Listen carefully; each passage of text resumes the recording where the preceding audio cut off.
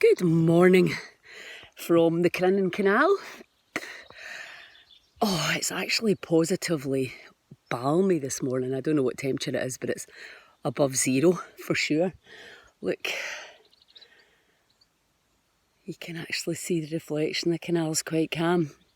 Anyway, I don't know what you guys are doing, but I still seem to be thinking, right, I better write. We're in the process of creating the Heal Scotland book. I better start writing. Oh, I better do my breathing. Oh, I better go into the canal. Oh, I better get out in the garden. Absolutely got nothing to do really, but still making a list in my head. And you know, I think the interesting thing about the garden is, because the garden takes time, right?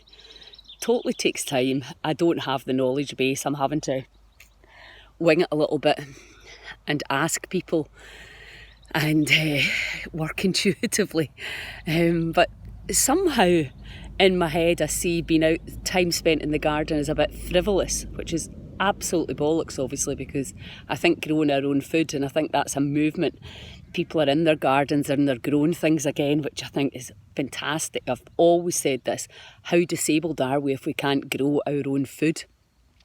It's what do we really need? What is the only thing we really need is food, water, and our friends, our communities.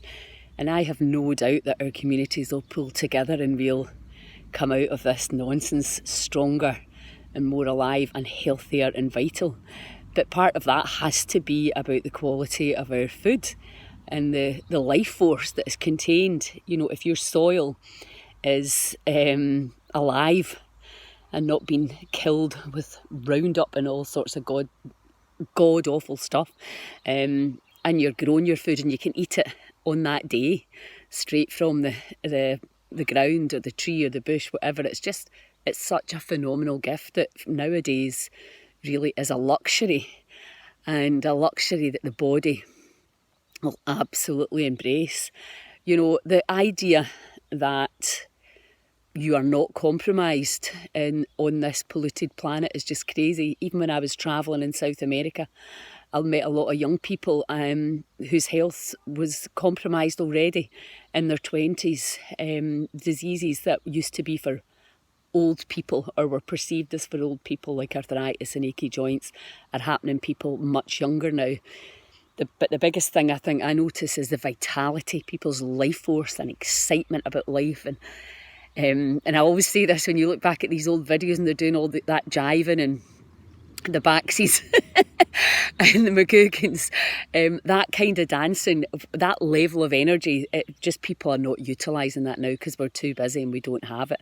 And I'm hoping that this lockdown is going to help re-energise us and really get us back to what's important, which is, I love I think it was, what's this Argentinian guy, I can't remember his name, but he said, eat well, breathe well, and laugh well.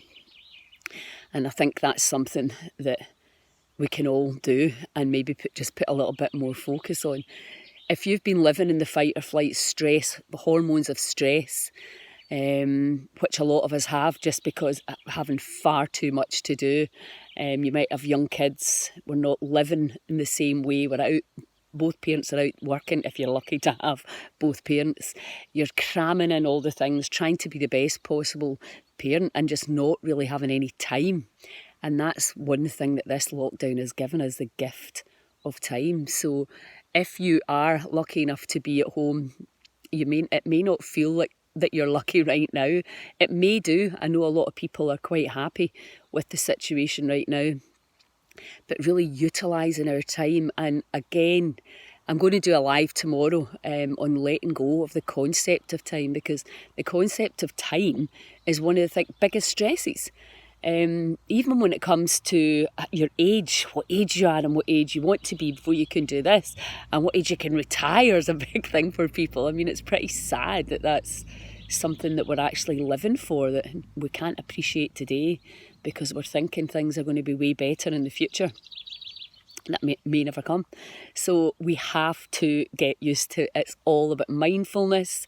It's all about living in the now. It's about appreciation and shifting our focus to what we're grateful for, which I've been struggling with, I have to say, because I do not like being in house arrest. It's that simple. I don't like it. Some people love it. I don't. So I've had to be like focused on the fact that I am not under house arrest because I'm disabled or I'm sick. I'm under house arrest under this guise of keeping people safe. So that for now, I am able to get out in the garden, I'm able to get in the canal, I'm able to chat to you guys, I'm able to do all the stuff that I've told myself I never had time to do before. And the garden is a big thing because, see, grow your own food, you need to be in one place for a bit of time. And that's not me. I'm bopping all over the place. I've got really close friends that I consider family all over the world, and I like to spend time with them as well. But I can't do that right now. I have to just stay and grow my own food. So that's what I'm focusing on today, the gratitude for having amazing food sprouting out the ground. Can't believe how such a simple thing is so rewarding. Anyway, I'm going live tomorrow at 11 o'clock, so join me and let me know if there's anything you need to let go of and we'll work on it together. Have a great day. Ciao.